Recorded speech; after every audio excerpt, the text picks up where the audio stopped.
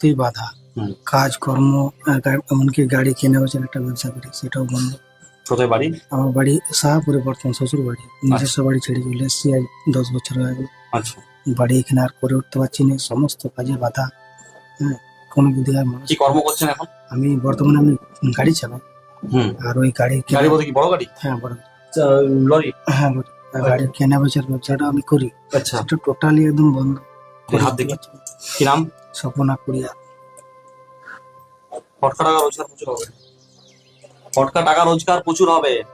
হঠাৎ প্রাপ্তি যোগ আছে। লটারি মাঝে মাঝে 1-2 ঘর করে নেবেন, বেশি নয়, কিন্তু বেশি নিলে কিন্তু লস হবে। কেন? এটা জুয়ার নেশা।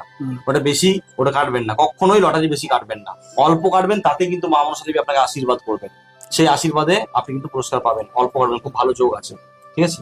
আর দ্বিতীয়ত হচ্ছে, এখানে আপনার যে সমস্যা রয়েছে, বাস্তু আর করে উঠতে পারছি না কোনো মতে। বলে দিচ্ছি আপনাকে।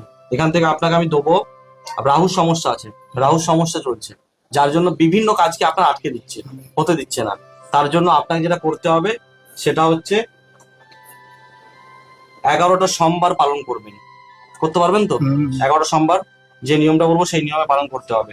হোয়াটসঅ্যাপ নাম্বারটা বলুন। 7864। 11টা সোমবার আপনাকে পালন করতে হবে। কিভাবে পালন করবেন? না, পঞ্চফল মানে 5 রকম ফল নেবেন। 5 রকম ফল নিয়ে তার সঙ্গে গাওয়া দুধ নেবেন, আর ভালো মধু নেবেন, ডাবর কোম্পানির মধু নিয়ে নেবেন, আর তার সাথে মটনের ঘি নেবেন। তাহলে দুধ, মধু, ঘি আর 5 রকম ফল দিয়ে বাবা শিবের মন্দিরে আপনার নামগোত্র দিয়ে পুজো দিতে হবে। আর এই 11টা সোমবার আপনাকে কিন্তু নিরামিষ খেতে হবে, আপনি এবং আপনার পরিবার নিরামিষ আহার গ্রহণ করবেন। আর 11টা সোমবার যে হচ্ছে, 4টে সোমবারের পর আপনাকে মায়ের মন্দির কোথায় বাড়ি আপনার?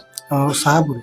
মানে কত নিকুঞ্জ শাহপুর তো সামনেই। তাহলে 1 মাস পর আপনি একবার আসবেন। মানে 4টে সোমবার হওয়ার পর একবার এসে মায়ের মন্ত্রপুত আতর নিয়ে যাবেন। আতরটা পরে আপনার 601 টাকা, অনলাইন করলে 651 টাকা। এটা আপনাকে 1 মাস পর লাগবে, মন্ত্রপুত আতর।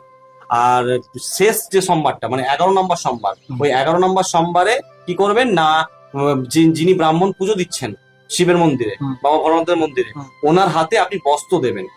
ওনার হাতে বস্ত্র দেবেন, সেই বস্ত্র দিয়ে আপনি তারপরে পুজোটা দেবেন, ঠিক আছে। তার সঙ্গে পঞ্চফল সমস্ত কিছু থাকছে। 11 নম্বর সোমবার এটা করবেন। একটা ধুনো দেবো, এই ধুনোটা বাস্তুতে দেখাবেন।